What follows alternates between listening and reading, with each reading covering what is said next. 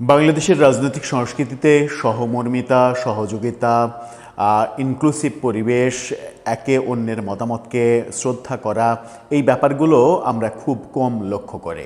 এটা ঐতিহাসিকভাবেই আমরা দেখে আসছি।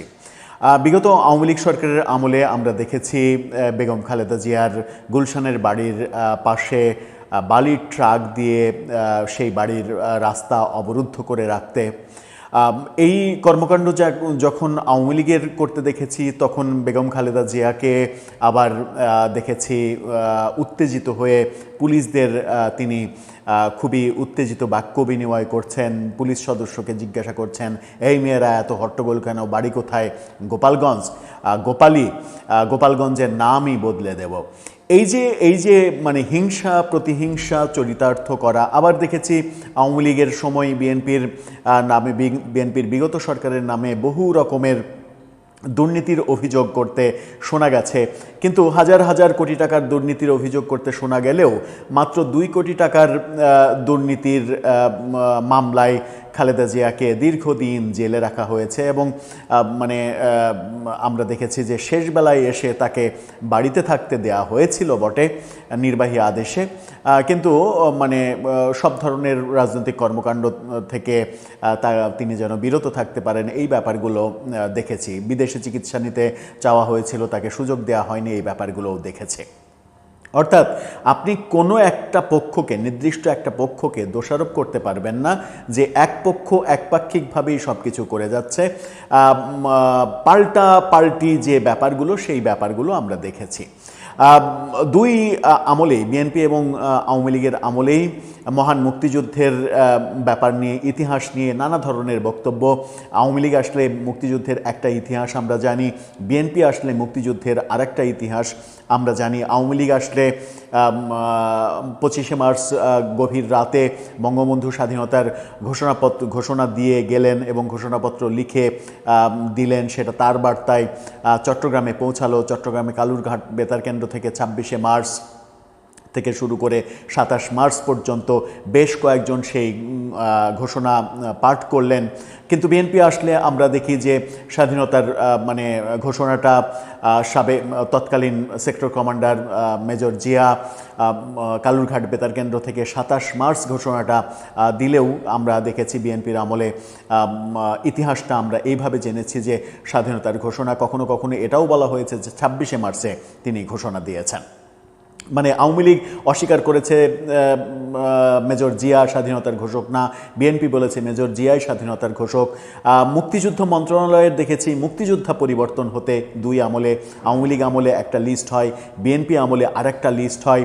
এই যে ব্যাপারগুলো, এই ব্যাপারগুলো আমাদের ইতিহাসের জন্য, বিশেষ করে মানে মুক্তিযুদ্ধের ইতিহাসের জন্য খুব একটা ভালো কিছু হয়নি। তার মানে আমরা একটা মানে কনক্লুশনে আসতে পারিনি যে এটা আমাদের বেসিক ইতিহাস, সেই জায়গায় আমরা পৌঁছতে পারিনি। এবার যখন মানে আওয়ামী লীগ সরকার পতনের পরে ইউনূস সরকারের অমানবিক শাসন অবস্থার পরে, সেটার মানে অবসান ঘটানোর পরে বিএনপি যখন শাসন ভার গ্রহণ করলো, তখন বিএনপির প্রতি সবাই আশা করছে বিএনপি ভালো কিছু দেবে এবং ভালো কিছু উদাহরণও তারা তৈরি করেছে। তাদের নির্বাচনের ইস্তেহারে যে ফ্যামিলি কার্ড দেওয়ার কথা ছিল, সেই ফ্যামিলি কার্ড ইতিমধ্যেই তারা উদ্বোধন করে ফেলেছে। এই সাফল্যগুলোকে, এবং তারেক রহমান অনেক বেশি স্মার্ট হয়েছেন, ম্যাচিউরড হয়েছেন। 17 বছরে ইংল্যান্ডের সংস্কৃতির সঙ্গে ওঠা বসা করে তিনি পৃথিবী সম্পর্কে একটা নতুন ধারণা, নতুন একটা অভিজ্ঞতা নিয়ে এসেছেন, যেটা বাংলাদেশে তিনি কাজে লাগাবেন। এই পজিটিভ আলোচনাগুলো আমরা দেখছি। গতকালকে জাতীয় সংসদের যাত্রা শুরু হলো।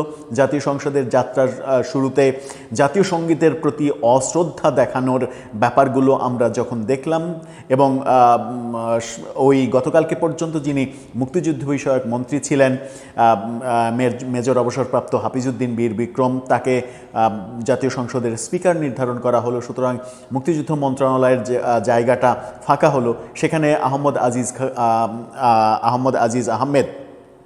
আহমদ আজম খান, অ্যাডভোকেট আহমদ আজম খান, তাকে মুক্তিযুদ্ধ মন্ত্রী করা হলো, যিনি আবার বিএনপির ভাইস চেয়ারম্যান হিসেবে দায়িত্ব পালন করছেন।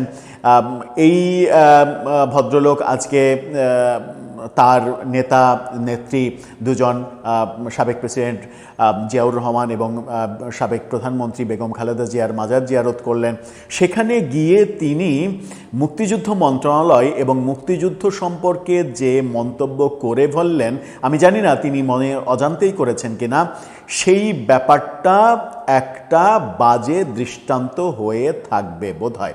তিনি সেখানে বলতে চাইলেন যে আমাদের মহান মুক্তিযুদ্ধের প্রথম মুক্তিযোদ্ধা বেগম খালেদা জিয়া।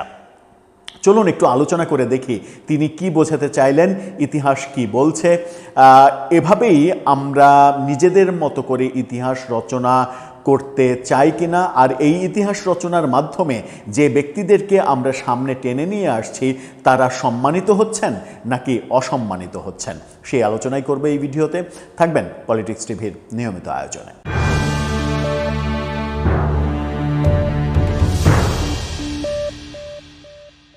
দর্শক, বলছিলাম গতকালকে জাতীয় সংসদে জাতীয় সঙ্গীতকে অশ্রদ্ধা করার যে নজির স্থাপন হয়েছে সেটা নিয়ে ব্যাপক সমালোচনা হচ্ছে। এবং আমরা দেখেছি জামাতের আমির যখন 21শে ফেব্রুয়ারিতে ফুল দিলেন শহীদ মিনারে, এর আগে তারা ফুল দেয়াকে নাজায়েজ, এটা হারাম, এই ব্যাখ্যাগুলো দিয়েছেন। কিন্তু তিনি ফুল দিতে গেলেন, সেখানে সাংবাদিকদের প্রশ্নে তিনি বলেছেন বিরোধী দলীয় নেতা হিসেবে আমার এটা দায়িত্ববোধ থেকে এসেছি, অর্থাৎ ব্যক্তিগত শ্রদ্ধাবোধের জায়গা থেকে তিনি যাননি। সেই ব্যাপারগুলোকে মেনশনও করে সমালোচনা করছেন বিএনপির নেতারা। যেমন পাবনা জেলা বিএনপির আহ্বায়ক, বেশ আলোচিত টকশোতে বেশ নিয়মিত আসেন, হাবিবুর রহমান হাবিব, তিনি যেটা বলেছেন, কালের কণ্ঠের এই ফটোকার্ডটা দেখে নিন। তিনি বলছেন যারা এই দেশের স্বাধীনতাকে মানে না, স্বাধীনতার চেতনাকে বিশ্বাস করে না, জাতির সৃজনশীলতা ও অগ্রগতিকে কখনোই মেনে নিতে পারেনি, অনেক বছর পর তারা শহীদদের স্মরণে গিয়েছিল, সেখানেও বিরোধী দলীয় নেতার সভাপতি বলেছেন তিনি বিরোধী দলের নেতা হিসেবে গিয়েছেন, শহীদদের প্রতি সম্মান জানাতে নয়, তাই তাদের এমন আচরণ করাটা অস্বাভাবিক নয়। অর্থাৎ গতকালকে জাতীয় সংসদে যে ঘটনাটা ঘটেছে তার পরিপ্রেক্ষিতে তিনি এই মন্তব্য করছেন। তিনি যখন জামাতের আমিরকে সমালোচনা করছেন, এবং সমালোচনা করাটাই স্বাভাবিক, খুবই স্বাভাবিক, সঙ্গত কারণেই তিনি সমালোচনা করেছেন এবং তিনি খুব ভালো যুক্তি দিয়ে কথা বলেছেন। কিন্তু আজকে নতুন মুক্তিযুদ্ধ মন্ত্রী আহমদ আজিজ খান, তিনি নিজে অ্যাডভোকেট মানুষ এবং বিএনপির ভাইস চেয়ারম্যানের মতো গুরুত্বপূর্ণ দায়িত্বে রয়েছেন। তিনি শহীদ প্রেসিডেন্ট জিয়াউর রহমানের মাজার জিয়ারত করে, খালেদা জিয়া এবং জিয়াউর রহমানের মাজার জিয়ারত করে সেখানে সাংবাদিকদের সঙ্গে বক্তব্যকালে তারেক রহমানের বিস্তর প্রশংসা করলেন, করাটাই স্বাভাবিক, করবেন। তারেক রহমান তাকে মন্ত্রী করেছেন।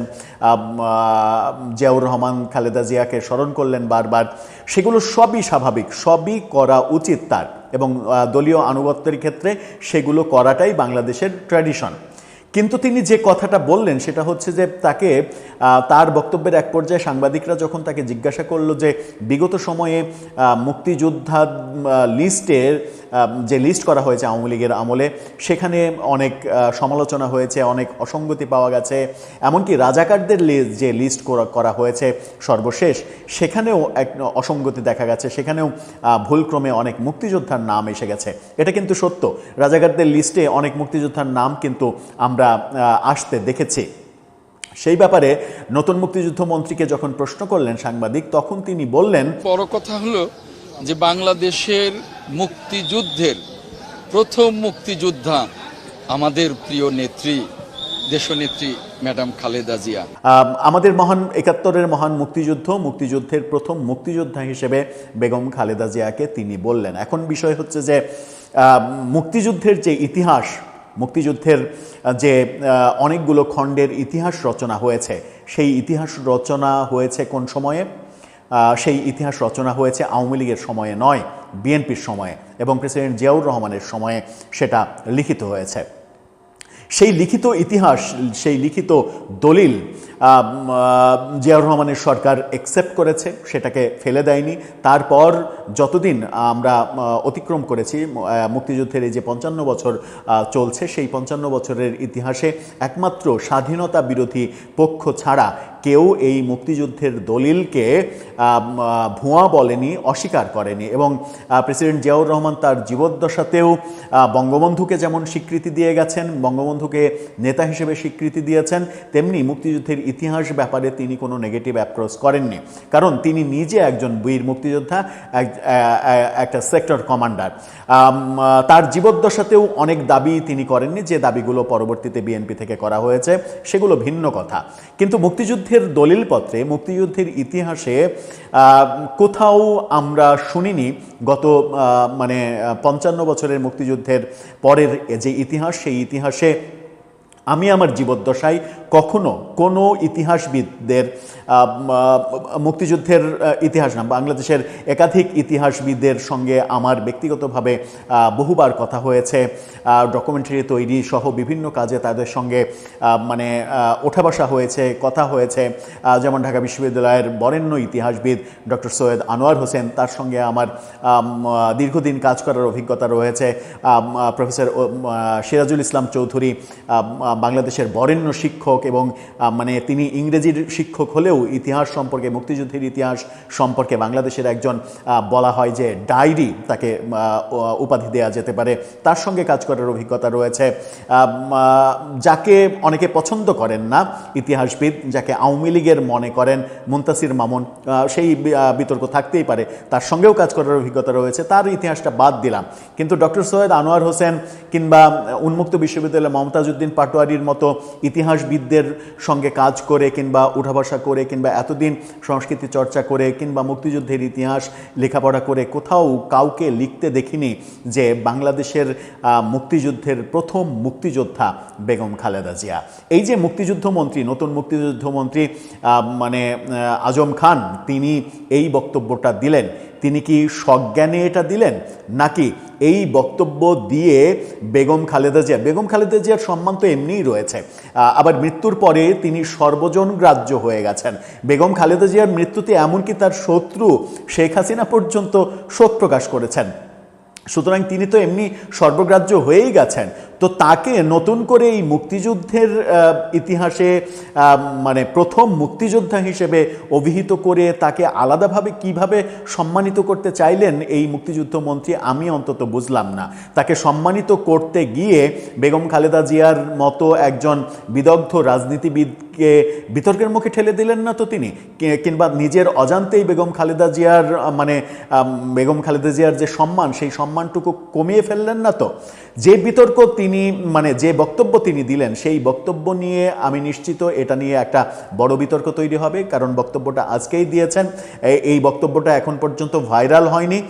আমার মনে হয় যে এই বক্তব্যের ব্যাপারে তার সঠিক ব্যাখ্যা দেওয়া উচিত, এবং ইতিহাস কিংবা দালিলিক প্রমাণগুলো সামনে এনে ব্যাখ্যাগুলো স্পষ্ট করা উচিত যে এই দলিল হিসাবে, এই দলিলের ভিত্তিতে বাংলাদেশের 1971 সালের মহান মুক্তিযুদ্ধে প্রথম মুক্তিযোদ্ধা বেগম খালেদা জিয়া।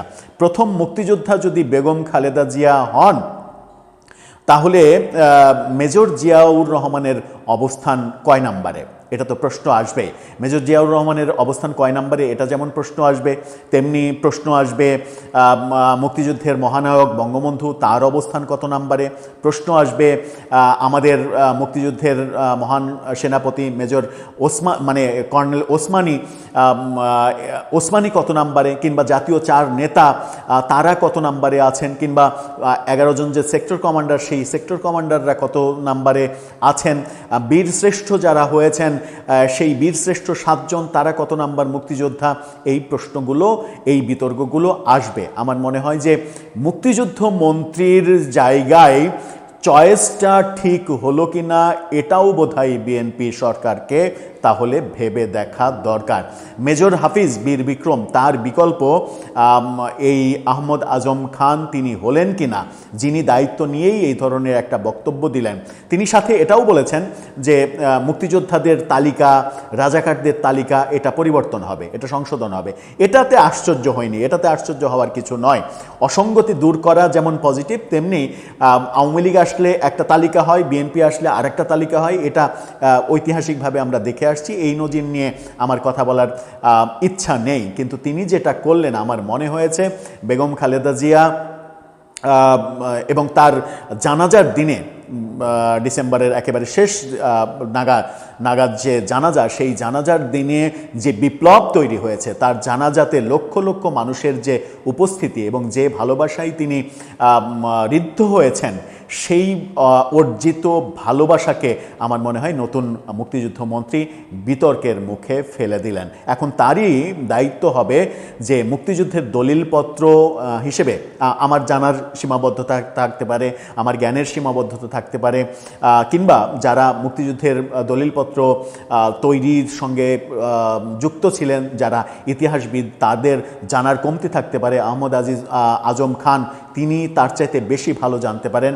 আমার মনে হয় যে দালিলিক সেই ব্যাপারগুলো তুলে ধরে তার কথার সত্যতা তাকে মানে তারই উচিত প্রমাণ করা, নতুবা বেগম খালেদা জিয়ার সম্মানটাকে হানি করার জন্য বোধহয় ইতিহাস কোনো একটা সময় তাকেই দায়ী করবে। এভাবে কথা না বললেও তিনি পারতেন, আর যদি তিনি মানে অ্যাবসেন্ট মাইন্ডে এটা বলে থাকেন, আমার মনে হয় যে সেটাও তার পরিষ্কার করা উচিত। আর যদি এটা পরিষ্কার করতে তিনি না পারেন, তাহলে তারেক রহমানের সরকার যে স্মুথলি এগোচ্ছিল 17 তারিখে শপথের পরে এই মানে 12 তারিখে পর্যন্ত সংসদের অধিবেশন পর্যন্ত যেভাবে প্রশংসিত হয়েছে, প্রশংসিত সেই সরকারে মানে প্রশংসা নষ্ট করে এমন ব্যক্তি থাকবে কি থাকবে না, সেই ব্যাপারেও আমার মনে হয় যে একটু রিথিঙ্কিংয়ের ব্যাপার তৈরি হতে পারে ভবিষ্যতে কোনো দিন। আমরা প্রত্যাশা করব যে সকল ভুলের ঊর্ধ্বে উঠবেন সবাই, যদিও মানুষ মাত্রই ভুল করবেই মানুষ, কিন্তু ইতিহাস নিয়ে কিংবা মুক্তিযুদ্ধ মন্ত্রণালয়ের মতো এত সেন্সিটিভ একটা দায়িত্বে থেকে এই ধরনের বক্তব্যের অবশ্যই দালিলিক প্রমাণ প্রয়োজন। দর্শক, আপনার মতামত এই ব্যাপারে জানিয়ে লিখতে পারেন আমাদের কমেন্ট বক্সে।